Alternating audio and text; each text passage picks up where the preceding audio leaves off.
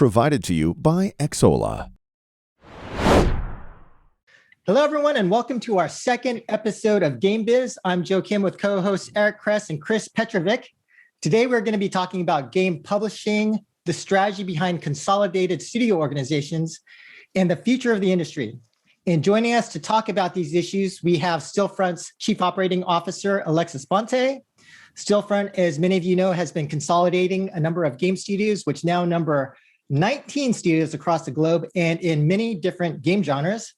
Some of the most recent acquisitions include Moonfrog in India just last month and Nanobit based in Croatia back in September of last year. But in addition to Stillfront, we also have two folks from Stillfront's portfolio studios. First, Nader Khan, COO of Candy Writer, the makers of games like BitLife, and Tobias Kringa, founder and managing director of Bytro Labs, the makers of games like Conflict of Nations and Call of War. This is a huge group we got today. I'm so glad you all were able to make it. Welcome, everybody. Let's get into it. Let's go. Let's jump right in. And so I thought we could first start with you, Alexis. I thought we could talk about Stillfront's strategy from a high level perspective in terms of like the overall approach. First of all, before we start, I do want to commend you guys. It seems like you've been very transparent with a lot of information, both, publicly, in terms of some of the filings as well as the website. And from the website, there's reference to kind of a product strategy, a growth strategy, and a marketing strategy. And so it seems like you guys have kind of defined that. So was wondering if you could, not going too much into the weeds on it, but high level, give us an idea of how you guys think about the Stillfront strategy. Yeah, thank you.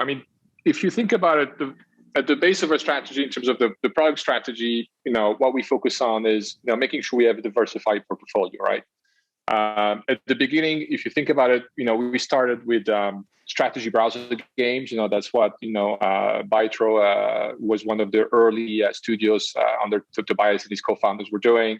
Then we expanded into 4X strategy games, with the acquisition of my studio, Republic Labs. And then once we got some scale, with the acquisition of Good Game Studios within that, we then expanded the portfolio into terms of, casual also, and casual mashups, and then RPG and Sim. So diversified portfolio is the first part of the strategy. The second part, we really focus on evergreen titles, stable titles. If you think about it, we were a public company, and investors traditionally saw games as a purely it-driven business, right? And for people like us that have been working on free-to-play for a long time, games as a service, we know that these games, once they reach a certain stage, they can be very, very stable. You can have really predictable growth and predictability there. So that's really something that we focus on, evergreen games. Another part of it is we're big believers in what we call proven game engines. There's some mechanics that we know work. There's engines that function. Tobias is a great example of that. They've developed a grand strategy engine that's very unique to their niche. And we're reusing that engine, with another studio that's called Dorado, and they're collaborating with them for doing that.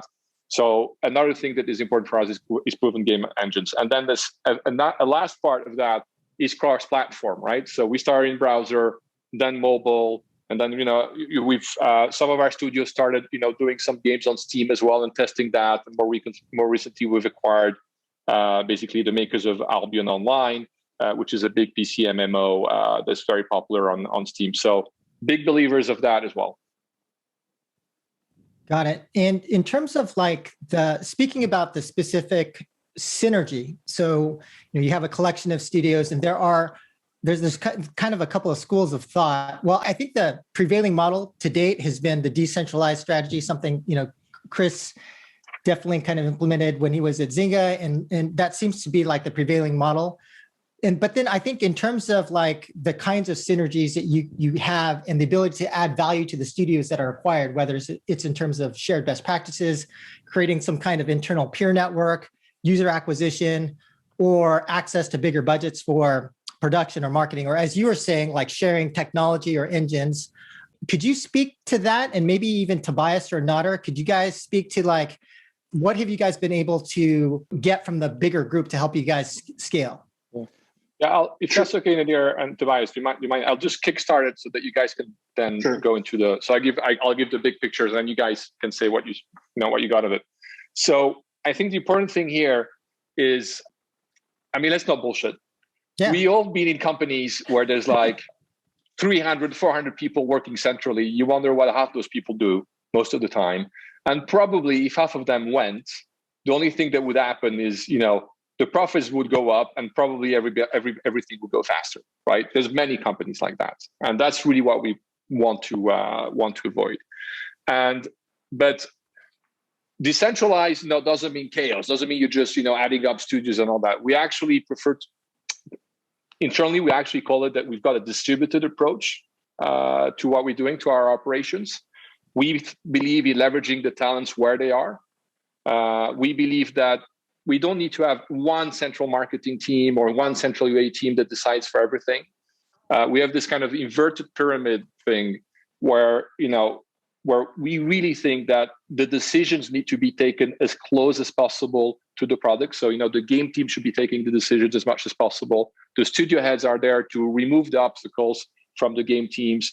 And at HQ, we're really there to basically work on the stuff that they don't want to work on at the studio level and remove obstacles, provide support and governance. So, but we've grown quite a lot, actually, our HQ team.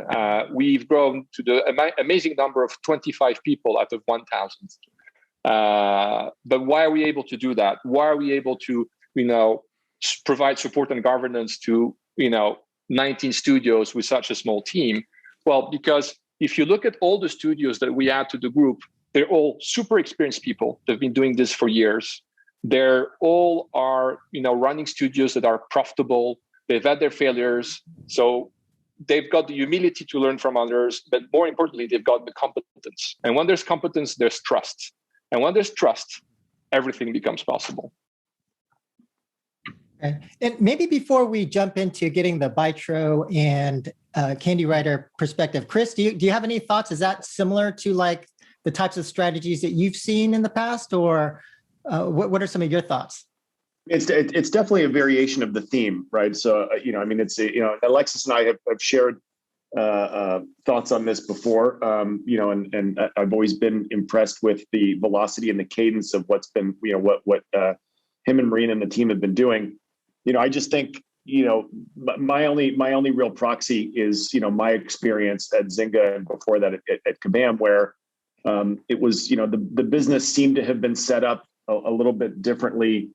If you look at the history of Stillfront, starting, this is now 11 years now, so it's a pretty illustrious history, but it was built on a portfolio theory model, and not on a kind of central operation model, and then kind of hub and spoke, right, to fan the, to kind of build that competency and then kind of allow other people to connect into that competency, right, which is more of the Zynga model. Zynga model is, hey, we have had tremendous success and failure over the last 10 years.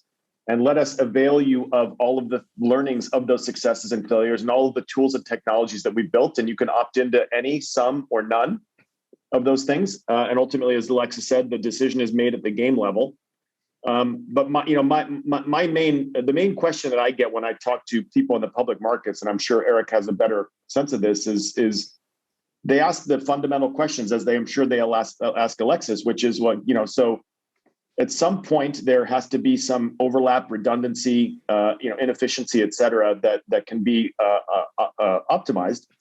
And are you a game company or are you a holding company? Because holding companies get treated somewhat differently in the public markets, at least in certain parts of the world. And then how do you convince those naysayers that you are actually an operator, a centralized operator of, as opposed to like an interactive corp, right? Which is just a holding company. We're not a centralized operator. Centralized operator is the old way of doing things, quite honestly. And I think it's inefficient. We're a distributed operator. Yeah. It's very different.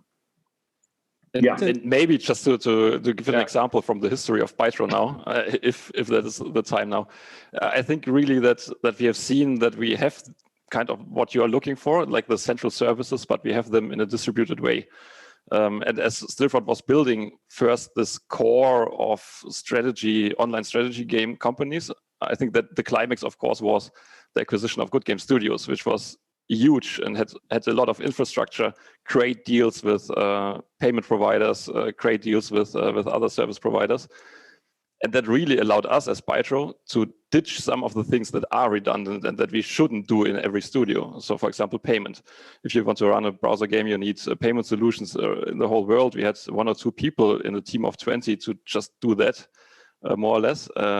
And we now get the better deals. Like it's really small, but like it adds up. Like just for the payment, we have a few percent more from the cross in the profits, thanks to the services Good Game offers us. In other cases, we don't need that, and that's also good. But you say also it's important to have this opt-in. Some really benefit from a big UA team, as Good Game, for example, offers it. But that's something that we, for example, didn't need, and I think we are more efficient if we do it ourselves, very close to the products. Right. So Tobias, just so I understand correctly, so you're saying like this distributed model means certain functions are actually located not centrally, but within the distributed studios. So like payments might exist at one studio and UA might exist at like Good Game, and it's kind of spread around. Is that how it works? So, trying to build on what Tobias said and as well as Alexis, the importance of synergy inside the Stillfront group. I kind of wanted to go back to episode 1 and talk about an example that Chris made, where you made the example of a child going to ask mom and dad for help. Do you remember that analogy that you made, Chris? I think it would be helpful to kind of extend that analogy out and add a little bit more color to it, where, yes, if a child needs help, the first place they go to is their parents, right? I'm a dad myself. I have 2 kids. One of them excels in math. The other one excels in piano. So when my daughter comes to me and says, hey, can you help me with my math homework? I send her to my son and I say, Yusuf, why don't you help your sister out? He could speak her language. He just did that level of math. He could, communicate to her way better than I can.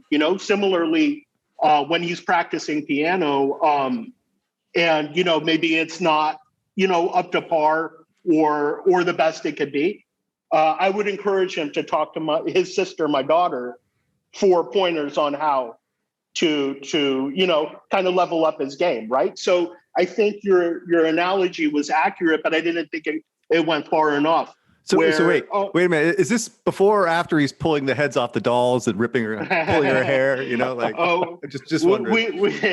We got past that part a couple of years ago. Luckily for us, we're beyond that, but definitely had to go through that stage first. You'll have to teach me how you did that, by the way, but that will be for another thing. But you see what I'm saying, that each of my children have these unique skill sets where they could leverage the talents of each other. Now, imagine if I had 19 kids, right? How many different skill sets would be covered?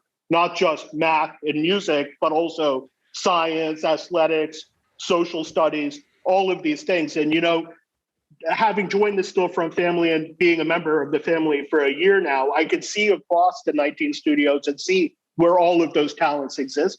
And I could go to each studio and leverage that talent to help me grow myself. And I'll give you a couple of examples. When we joined the Stillfront group back about a year ago now, we were a much smaller company.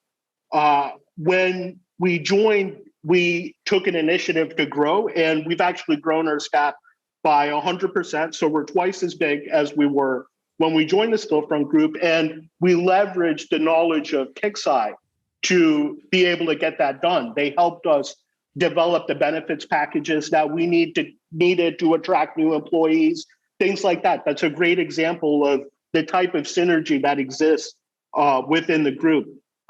Furthermore, we're working on a localized version of our hit game BitLife right now.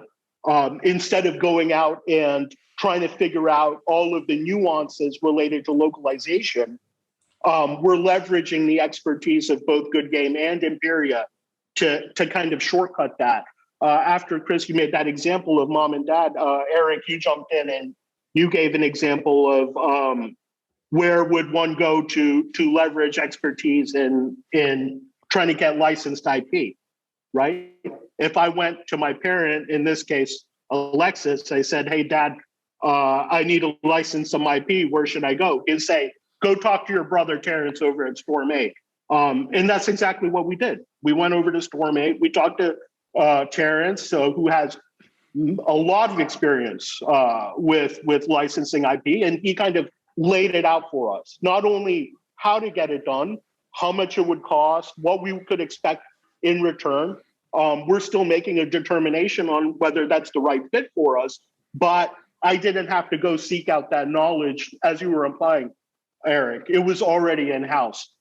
Great example of the type of synergies that exist within the family. Nada, I'm going to have to commend you for your knowledge of episode 1. You know better than we do. Tobias, what about you? What have been like the key advantages or the specific knowledge that you've been able to leverage from joining Stillfront? So we built this HTML5 strategy engine with 2 games, which were kind of successful. The second one, Call of War, successful enough to give Stillfront the chance to do the minimal IPO they did, as we were back then 2/3 of the revenues almost of Stillfront, I think. But of course, the group has grown a lot since. So it was a great opportunity to work with Dorado Games, who were looking for creating a new game on a small budget, but had more experience building games. And I think the knowledge in producing a new game they brought in this shared development really helped us to create the next big thing, which is now Conflict of Nations, and develop a game that we couldn't have developed on ourselves. And for them, with the tech stack, they couldn't have developed in the time they needed to do it. So I think that is a great example. Yeah, and on that one, really quickly, I mean, if you ask Dorado, they would tell you that they probably gained 2.5 years of development time of learning just by being able to collaborate with Bytro, in terms of making that game. So it's a huge benefit for both studios. Okay. So before handing over to Chris or Eric to ask the next question, one last question in terms of this area, which is, let's say you have 2 studios that both think that they're the best at a particular function. Let's say UA. Let's say Good Game says, we're the best at UA. And then a recent acquisition like Moonfrog says, no, we're the best. So Alexis, how do you manage that? Does the one studio do UA for everybody, or are they just like centers of excellence where people are asking advice from them? No, so that's the great part about it. Usually when you're the best at it, you're best at part of it. You're not the best at all of it, or you're best at it for your kind of product, your kind of vertical, your kind of DNA. That's what you're the best at.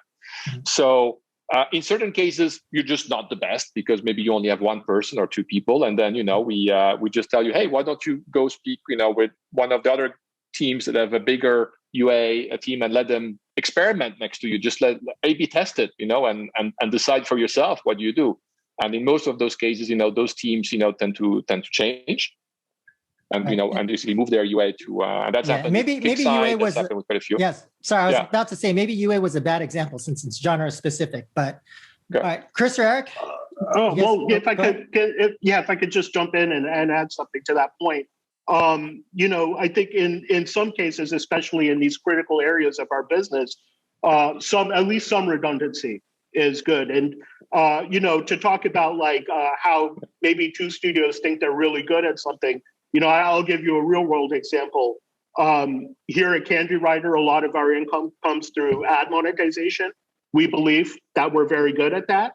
Earlier this year, Stillfront added a great studio, Super Free Games, to the portfolio.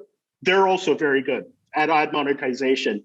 One of the very first things that we did after they joined the family, within the first week, we got on the phone with Super Free. All the important key role players got together and we started talking about LAT Waterfalls. Who's doing what? How are we approaching LAT Waterfalls? How are they approaching LAT Waterfalls? Even though we thought we were very good at ad monetization, which we are, we learned that they're a little bit more advanced than us in how to approach LAT waterfalls, limit ad tracking, waterfalls. So we were immediately able to kind of gain that knowledge. And, when you're part of a family, you're not afraid of having frank conversations about these things. You know, if I were to talk to somebody in the industry and, you know, they're not part of the Stillfront family, we would be a bit more cagey about like our data, our specific numbers, right? We wouldn't want to, you know, communicate that out externally. But now that Super Free is part of the family, we're completely comfortable sharing our data with them to show them, you know, this is how our waterfall is performing. How is your waterfall performing? And again, they're equally open to share their data with us, not only their performance, but their actual waterfall setup, you know, so we can mimic it. You know, it's a great example of like, yeah, if two studios believe that they're very good at something, that information sharing will illuminate those areas that Alexis was just talking about, where, you know, they often say, you don't know what you don't know, right? Like, I think I could be great at something, but until somebody points out to me where I'm being deficient, I won't know that. And, you know, that's kind of where some of this knowledge sharing comes into play between studios that believe that they could do things equally well. All right, let me jump in here real quickly. So before I'm a total jerk and a douche, I'm just going to say a couple of things. One, I really respect what you guys have done and accomplished to date, right? I've had at least a dozen conversations about doing exactly what you guys have done over the last 10 years. And frankly, I was like, I'm too lazy to do this. Like, it's just too much work. I don't have it. I know, there's too much. I mean, I'd rather sit here on the sidelines at 30,000 feet and talk shit about everybody else, right? It's more fun. And the second thing is that when Andrew Green said, Eric, what should I do? Should I go work at Stillfront or should I stay at Andreessen? I said, get the fuck out of Andreessen, dude. Go actually do something in this business and build something instead of pontificate and say all these buzzwords that drive me insane. Okay, so thank you for that. Thank you. Yes, who made him move to Stockholm? This poor I don't know that part's going to stop. And you know the guy's single, right? So now, you know, he's got to find some wife out there. So you guys got to work on that, right? We will. Now, having said all that, I don't get it. I still don't really get how you plan on managing such a complex organization with so many unique developers and personalities. I mean, everyone seems so nice and chummy and we're part of the family and all that stuff. But that, you know, acquiring companies is easy, man. EA has acquired a gazillion companies. Do you know how many of those worked out? Maybe 3. I think I did the math the other day. It's been brutal, dude. I think they've done like 30 acquisitions and 3 have probably made out well, in which people are still there from the original groups, right? What was the role of the transition team in this success cases? Exactly. This is my point, is that acquiring things, giving people money is easy, right? That's the easy part.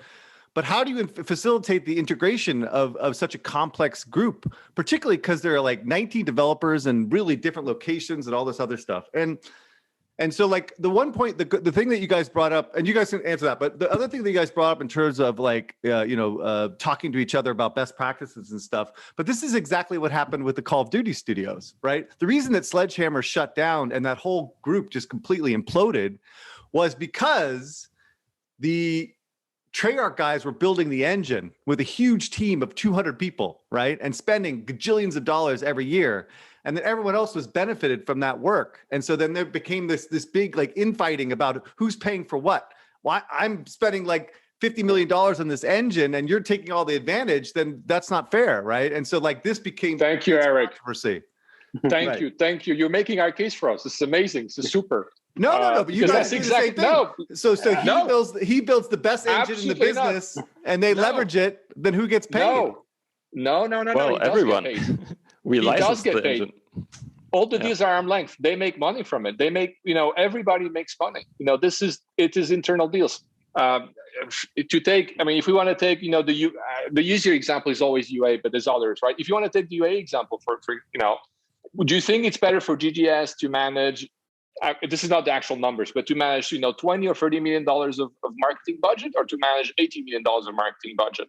And by the way, they charge for it. The only difference is that, instead of going to an external agency, it stays in the group. So you gain some money there and you've got all the advantages of scale.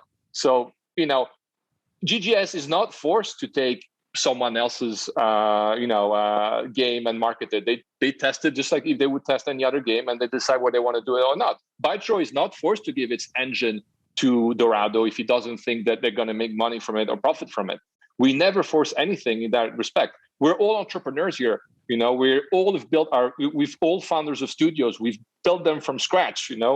We all had the moments where we had to probably pay, people's salaries from our credit cards. But remember one thing, every studio in Stillfront, every studio is a profitable studio. And the studio stays profitable. We are a group that focuses on profitability. Last year we had 35% adjusted EBIT margin. We are very disciplined about this sort of shit. We're the opposite of what you just described. Yeah, but again, I guess that's the inherent risk, right? Is that how can you guys grow organically if you are focused so solely on profitability, right? So how is the pipeline going to be managed and to grow? Your organic growth versus your acquisition growth. Like, it's really easy to grow if you're acquiring a gajillion companies. And frankly, Zynga's in the same boat, right? Where they are getting kind of crushed in the market right now for other more macro reasons, but also because they haven't proved they can grow or inorganically, right? Yeah. Because the only game that they've released in the last 6 years is a stupid puzzle game, which is doing quite well. But I mean, that's going to be the proof of your model is ultimately organic growth and not inorganic growth. Yeah. And so there's two main growth levers. We all know this. One is acquired growth, which I think is a better word than inorganic growth. One is acquired growth, and within acquired growth, you've got M&A. You also have, publishing and IP licensing, which could be, a way to, acquire some extra growth through publishing and IP licensing. You get that extra. Another one is basically organic growth, right? And for organic growth, you've got four main levers. One is live operations, and you know this very well. When you've got an evergreen game, you don't need to do tons of UA to keep growing it when it reaches a mature phase. You can operate it very profitably. You can do really good live operations to keep it growing. And we've become really, really good at this. And we've got studios that have been operating evergreen games for years. I mean, David, for God's sake, from Simultronics, as a game that's 30 years old, it dates from before the internet, and it had its best year ever last year. I mean, this is how good we are at live operations. But yeah, it's mature. It's growth. It's not hyper growth, but we don't need hyper growth, but it's strong growth. Second thing, obviously, UA. Be very easy for us to go crazy on UA. Increase the organic growth, even further. But we've decided, we're about organic growth in the long term. We don't care about the short term. We're in this for the long term. So we do UA at levels that make sense. Then you've got lots of things you can do in terms of portfolio optimization. So, for example, we have a game that was, being operated in the US under Simultronics. They didn't have the resource to do a new game, so they wanted to move that game. We moved that game to another studio, Imperia, and that game sees World 2. Now that it's with Imperia, has actually doubled in revenues. So that's another way that you can acquire growth, just by moving assets, doing portfolio optimization. And of course, new game releases. We have a pretty strong pipeline, and we've recently launched a game that's doing very well. But okay, according to your documents of your for calendar year 20, you got 16% organic growth, and by Sensor Tower's numbers in the West, the market grew 30%. So you're growing below the market. According to your documents, well, does that fit? Like, can you maintain or grow faster than the market going forward, do you think, with your current portfolio? Or are you going to be in that? Yeah. I know you don't want to answer that question, but I'm just saying. No, but Eric, I love how you just shut down, people who do analytics and market research and then just decided to quote one. We could quote others that say that the market grew by 14%. Others say that I think Super Data says that it grew by 12%. I don't know what the exact number is. What I do know is over the long term, we have consistent organic growth that is, from my information, at or above the market. And we've got a lot of low-hanging fruit that we can still do to basically continue with that long-term organic growth. For the record, though, I talk shit about Newzoo for their long-term forecasts, not their actuals, right? Their actuals are always right? Because they're the ones that disprove their bullshit forecasts, right? I mean, Newzoo is criminal, I think, in a lot of ways. I think Andreessen has a direct dial to their analysts or something to do these stupid forecasts on VR and whatever else. Okay, all right, I'm going to stop for now. Because I'm feeling very saucy, and I'm going to let Joseph take over so I don't get Alex to hate me. Alexis. No, I don't, Eric. I know. I fully understand it, and I understand why it's hard to understand why this actually works, because it's difficult. We all work fucking hard to make it work, but it works. It just works. I guess, you know what? History is always my guide to things. And I think that's part of being older or whatever. And I watch all these studios starting to implode, like Blizzard and BioWare. Because they centralized. Because they started centralizing. It's because they remained independent too long, and they lost touch with what the market was doing, right? And so I don't know. It doesn't last. It never lasts. I don't want to judge what other people did, but what I do know is the level of interaction between our studios. Okay. The level of communication is much higher. From what I understand. That's the only proxy we have is history, right? History informs the future, right? And we've seen all this stuff happen before. It's never as new as I think people think it is, to do. I'm an entrepreneur. I'm an optimistic. The only reason we were able to build this is because, we were maybe too naive or too innocent to know it wasn't possible. And guess what? It was possible. All right. Well, here's what I will say. I mean, what Tobias and Nadir are saying and describing is absolutely as it should be, right? And I think that's that is an optimal environment where there is kind of horizontal communication happening among the different spokes in a wheel, right? And I would say it's as it sounds wonderful, and it is wonderful, and that's how it should be. And so I think kudos to that, because to Eric's point, not all game companies have been able to create that. But I will say that in today's environment, what you guys are describing is table stakes for any best practices company that owns a portfolio of studios, right? Regardless of the core thesis of how they are structured. So whether it's what you see at Zynga, what you see at Playtika, what you see at other leading companies that have a broad portfolio, they are not only speaking to the parent up and down, but they're speaking to their siblings, right? That's just, you have to, right? And you see that happening in an organic way. So I don't think that anybody owns the patent on that process, because it needs to be that. And I see it at Fun Plus, and I see it working very well across time zones and cultures and genres. But at the same time, as Eric was trying to allude to, there are existential things that continue to happen in cycles, in our industry, right? And I think IDFA is probably the most recent one that we're dealing with. And companies are closing ranks around that topic and figuring out a way how to leverage centralized solutions and centralized technologies and centralized IDFVs and publisher accounts and all of these things that allow companies to kind of cohese around solving this solution in one way or another, right?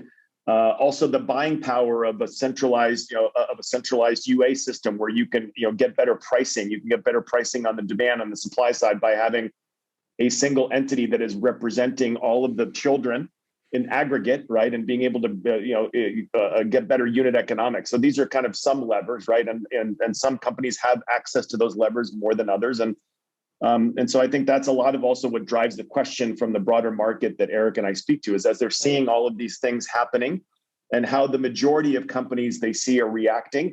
I think perhaps, to Alexis, to your point, maybe they're just not used to this kind of structure, right? It's a very novel structure. It's a unique one. There aren't a lot of comps. I mean, let's not even get started about how Embracer is different, because I think people tend to lump you guys into the same category.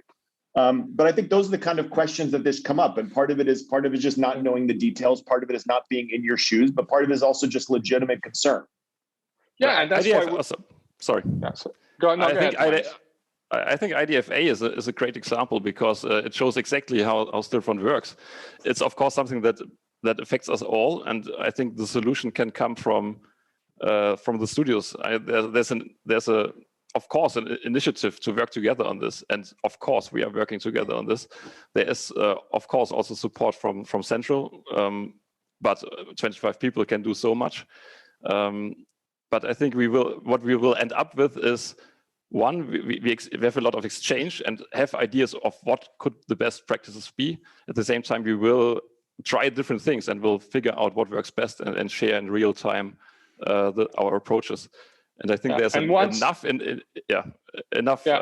incentive there to get studios involved and actually work on this.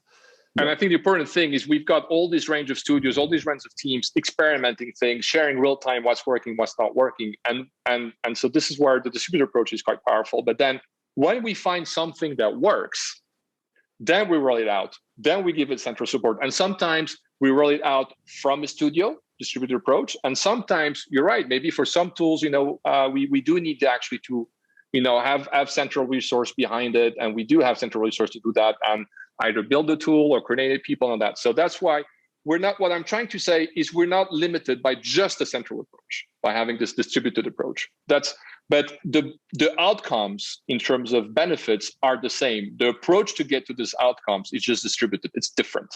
And I think it's faster. From what I've seen, it's faster. And by the way, I used to be in the founding team of another company called lastminute.com way back, which was the Expedia of Europe. And we did the exact opposite. We did a lot of M&A. We acquired 16 companies. And to Eric's point, we managed to fuck up 14 of them. Only two worked out. Why did we fuck them up? Because for the first 14 acquisitions, we tried to say, well, use our technology. No, you have to use this. And then they weren't happy with the technology anymore or whatever. So we really tried to centralize as much as we could. The two last acquisitions, we started by leaving them alone. We started then by doing knowledge exchange. Then we started to understand what they really needed. And they worked out. I mean, in the end, lastminute.com was a success. But oh boy, we made a lot of mistakes there. Right. And, just to build on that, I think when you have that highly centralized kind of structure where, you have this authority that's coming up with these, what to do about IDFA, how to handle UA, how to do this and that, and different aspects of the business. It, speaking as an entrepreneur, it kind of almost destroys the entrepreneurial nature of the individual. Well, you know what? This is not my problem anymore. It's the problem of the person above me, right? Let me wait until they come out with an IDFA solution. It's their job to find an IDFA solution for the whole organization, right? But in Stillfront, every organization is looking for that solution because we are all empowered and all encouraged to retain our entrepreneurial spirit, which is what got us here in the first place, right? Any company that is subject to an M&A process didn't get there because, they have a nice looking logo in a pretty game. It's because they figured out something that the rest of the market wasn't able to figure out, right? That's how Candy Writer became part of the Stillfront group. We figured out how to do something in gaming that nobody else had figured out. Stillfront identified that and said, you know what, we need to capture this to be part of our family. So I think that the structure, the distributed nature, it encourages that continued entrepreneurial thought that says, we're going to figure this out. IDFA deprecation or opt-in, as it were, is definitely scary. I think that it's scaring everybody in the industry in all different segments of it. But the way we look at it at Candy Writer is, you know what? This is also an opportunity because we've been doing this since 2008. We were among the first 552 apps on the store. We've seen these changes come about, these disruptions come about many times. When Apple introduced the IAP and kind of really destroyed the free paid model that dominated apps for several years, right? That's an example of a change, a disruption that we embrace and use to make ourselves even more profitable. We're confident that we're going to be able to do it again, right? Just like any other entrepreneurial studio probably has the same level of confidence. And I know by talking to other studios in the Stillfront group that they have the same level of confidence as well. Whatever is going to happen, not only are we going to get through it, we're going to make ourselves bigger and better because of it. And while our competition is kind of languishing and trying to figure it out, we're going to be seizing the opportunity. And if you have that heavily centralized kind of approach to business, then the founders of the company lose that impetus to find the solution themselves. Like, we're heavily vested right now to continue our growth, to continue being the biggest and best company that we can be. And I think the distributed nature of Stillfront encourages that. And I believe the other studios heads would agree with me if they were on this call. Encourage and attract the right people, right? Stillfront is able to attract those studios to. Okay. The fundamental problem here is that I'm talking at two sides of my mouth because I totally believe in keeping studios independent. Like I totally believe what you're talking about, right? But there's certain functions that don't make a lot of sense for you to have resources against, and IDFA happens to be one of them, right? IDFA is a broad issue across all genres, all things that needs to be solved centrally to some degree so that you get best practice. I think anyway, having 4 guys dedicated in your team, 4 guys dedicated in that team, 4 guys dedicated that team, and like all this like things going on, it doesn't make a lot of sense. But okay, let's forget that for a moment. So you think we should hire 49 specialists centrally to do that rather than leverage guys that have 10 years experience doing this across 11 studios, trying different things and exchanging with each other? It's much faster. I can agree with you, Eric. Okay, well, I'll disagree with on that. On the solution for IDFA in particular, in terms of dealing with centralized tech stuff. But one second. With all due respect, I think IDFA is a great example of where distributed comes in handy. Apple hasn't even figured this IDFA opted out completely themselves. How are 4 people sitting in a headquarters going to figure it out themselves? The reason why we haven't seen 14.5 is not because just the industry is not ready. Apple's not ready either, right? So how can 4 people sitting in a headquarters figure it out for 20 other studios that might be under their umbrella? This is a great case where you have to kind of distribute that processing power, right? That brain power to find the best solution. And like Alexis said, out of 20 studios, you might have 2 or 3 studios that really discover a way. Anyway, let's agree to disagree with Eric. Let's move on. Moving on. Let's talk about acquired growth. And maybe can I agree with? Oh, sorry. I really would like to agree with Eric for 2 points. I think there are some things that we really don't want to do on studio level, and that is, for example, finances for being a publicly traded company, or investor relation, or financing, or human resources, finance and accounting, legal, PR. Sorry, why should someone in Sweden do human resources for me in Hamburg? I think that makes sense on a regional basis. But I'm just saying, like, some of those functions don't need to exist every single place that you guys have, right? Particularly. And that's the case, Eric. And you're right. And that's the case. So, for example, we have we have central finance that does finance for a lot of people. We actually have financial hubs. So Kixeye, for example, the CFO of Kixeye is kind of our North American CFO somehow, because he does a lot of the finance works for a lot of the other studios. Obviously, group legal counsel, handling GDPR support, legal frameworks, all this sort of stuff. That's handled centrally. We support the studios with that. Group communications, of course, that's handled centrally. M&A, of course, that's handled centrally. But we leverage the studio founders a lot because they're the ones who know who the good targets are as well most of the time. So yes, a lot of stuff. We also have a group CTO office that we're building up because yes, some of the tools, some of the things, it does make sense to build centrally. Whoa! You what? A group CTO? What do you? Wait a minute. You guys have been talking about non-central tech for like the last 30 minutes.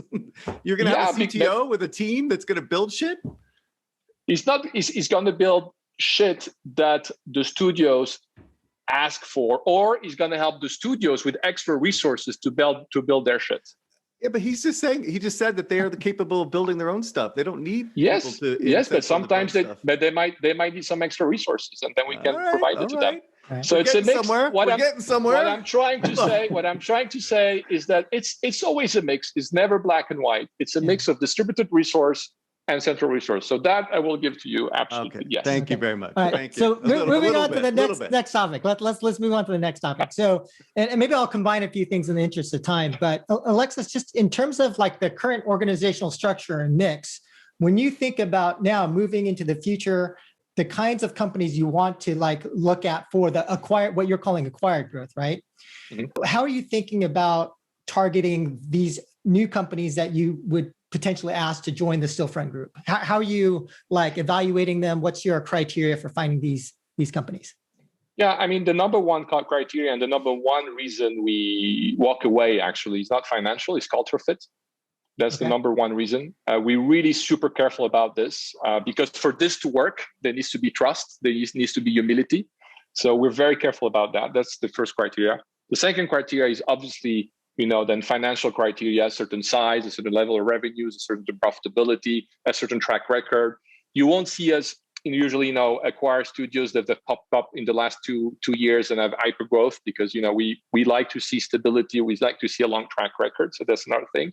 And then it's really about, completing the puzzle. We're creating a puzzle here. We're making sure that we do things. So, there's a few components of that. The first component is portfolio diversity, within Evergreen Games. So, there's some pieces of the puzzle that are missing there. Another part of the puzzle is geography. One addition to the family that really went completely under the radar, and I'm quite happy, was Moonfrog Labs in India. So we very specifically, went for, most people would, acquire studios in India, maybe for cost reasons or because, or whatever. We specifically went looking for a studio that actually had a presence in India, and it's one of the top 3 grossing studios in India. Why? Because, in India, very few people have credit cards, and these guys have a reseller network. So all of a sudden, we've got this whole reseller network in India, biggest market in terms of downloads for Google Play, and that's growing, and which we can do a lot of things and plug in. So that's an essential part of the puzzle. And then the final thing that we look at is obviously platform. We want to be a cross-platform company. We're focusing on free-to-play and games as a service. We came from browser. Now we're predominantly mobile, and we're growing into PC and console. So we kind of are looking at how we can complete the picture and achieve scale in each of these verticals, so that there's basically the right level of knowledge and understanding there. Okay, and so maybe I can ask you one last question, then I'll pass it to Chris if Chris has any questions. But maybe the last question I would ask is that, so I've been speculating that we're running out of M&A targets, and so if we are, that the industry is going to have to move up or down, right? So more, whether it's public transactions or moving down, where you're potentially acquiring studios that are much earlier, maybe even pre-product launch, in which case we may see more kind of innovative or unique types of structures. I asked sort of similar questions to Lars from Embracer. He's like, his feeling is that there's still plenty of targets out there, but wanted to get your thoughts. Yeah, I think he's right. There's a lot of targets out there still. Some of them right now have probably unrealistic expectations in terms of valuation, but I think that's starting to change again. So there's been a bit of that happening, but there's a lot of good targets still out there, and you've got to be kind of specific about what you're searching. In our case, we want to continue focusing and we're very happy to be patient on what makes sense to us. This is not a competition about how many studios you add. It's about making sure that you've got the right family members that that join the group and really bring something that we didn't have before. So that's what we're focusing on.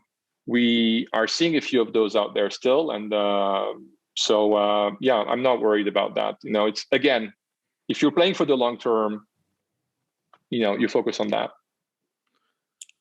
I got just one more, and then I'll let Chris go.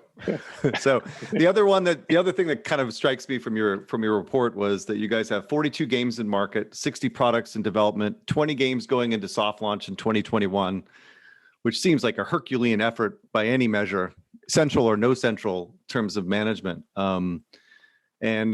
So what do you need? Do you need like 100 product managers? Do you need, who's coordinating all these release timing, UA budgets, asset creation, PR, featuring at Apple? Do you have 18 people calling on Apple for featuring, and Google, right? Wouldn't that be funny? What's funny is that what I'm worried about is my buddy Andrew Green is going to look like Obama, and in 4 years he's going to look like he's aged 50 years, right? Because he's going to be busting his ass trying to manage all this shit. So how in the heck?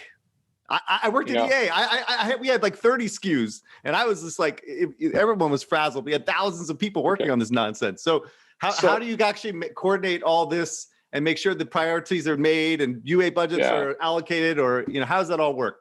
Just quickly. I know it's the long question, but it's quickly. I'll be quick. Basically, it's through trusting your teams and having a bottom-up approach. So, for example, I don't know what BitLife's budget should be next year, or what Byte's budget should be next year.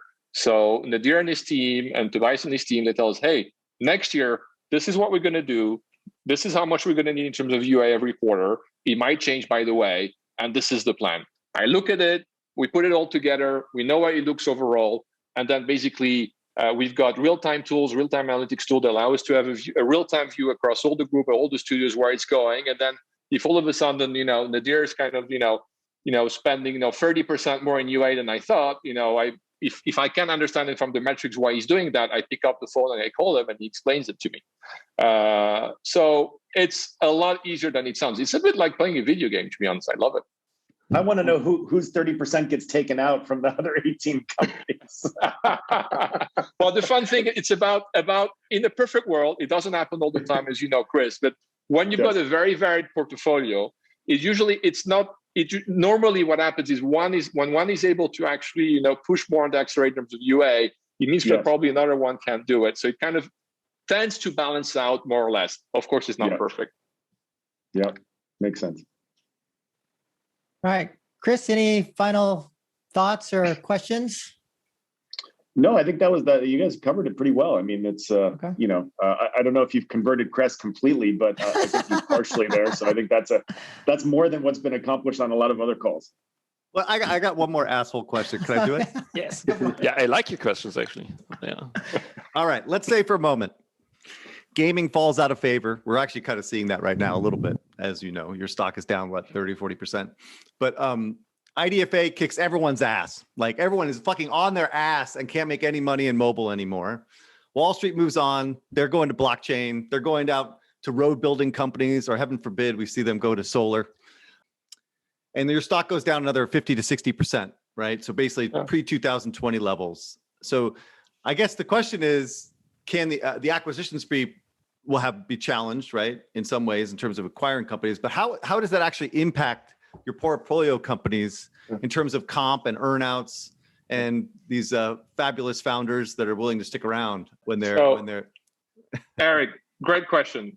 So first of all, fundamentals always win over the long term. You know that. The stock, it goes up, it goes down. There's a million reasons why it goes up. There's a million reasons why it goes down. 100%.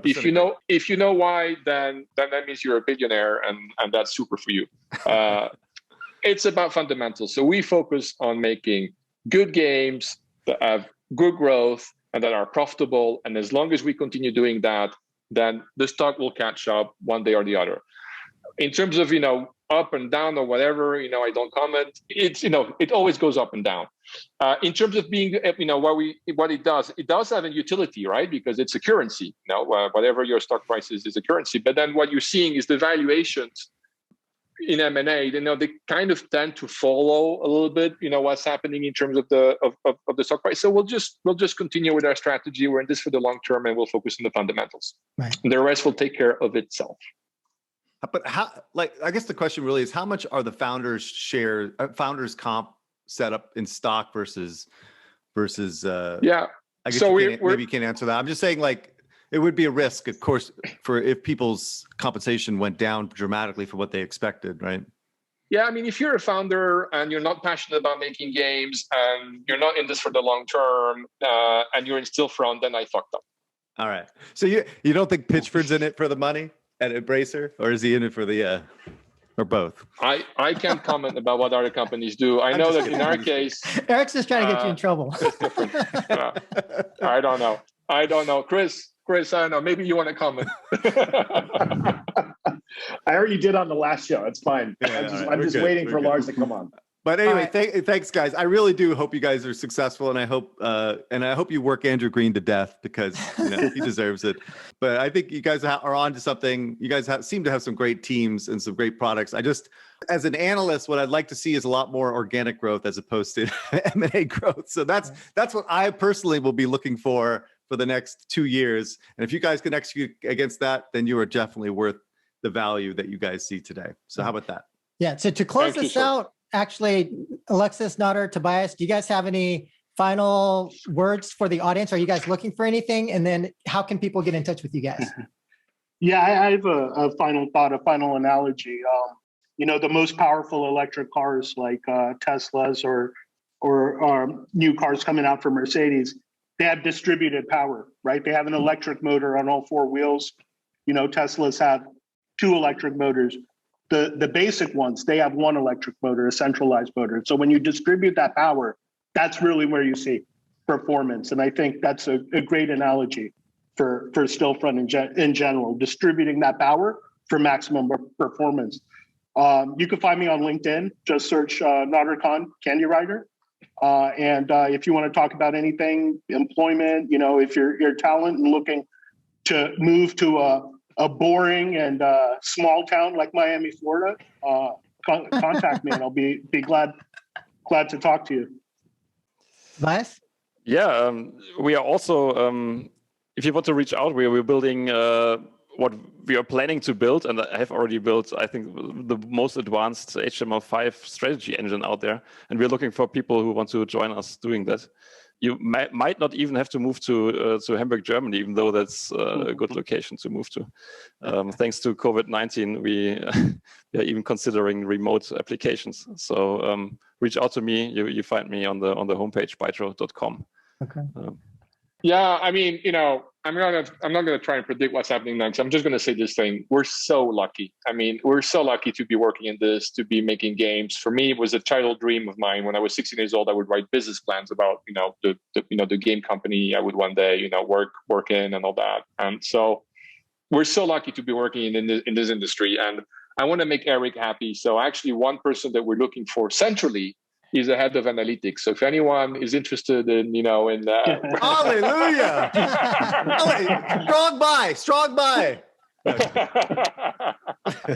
So we're seriously looking for an head of analytics. So if you're interested in, looking at, 19 studios over 80 live games, and 60 million MAU, and you think you can help us do something with that, come on board. That seems like Andrew Green will be your roommate. Jesus. Exactly. Managing that many products, I feel like my hair falling out as I think about it. All right. Well, thanks, everybody. And please stay tuned for the next episode of Game Biz. Thanks, everybody. Bye. Thank you. Bye-bye. Bye. Bye.